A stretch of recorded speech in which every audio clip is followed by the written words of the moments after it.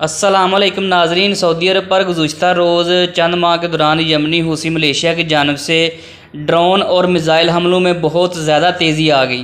गुज़श्ता रोज़ भी सऊदी अरब में एक बार फिर ड्रोन हमला किया गया, जिसे अरब इत्तेहाद ने नाकाम बना दिया। तफसीलात के मुताबिक यमन की हूसी मलेशिया ने सऊदी के जनूबी इलाके खमीस मशीद को हदफ बनाने के लिए ड्रोन भेजा था।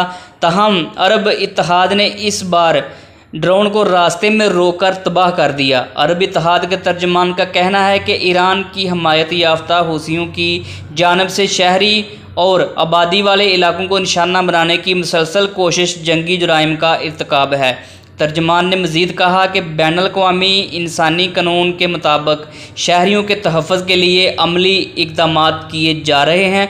वाज़ेह रहे कि हूसी मलेशिया की जानिब से अब सऊदी आयल तनसीबात को भी निशाना बनाया जाने लगा है। सऊदी अरब में चंद रोज़ कबल एक बार फिर तबाही और नुकसान से बाल बाल बच गया। सऊदी फ़ज़ाइया निशानदार कारकर्दगी दिखाते हुए मुल्क को बड़े हमले से महफूज बना दिया।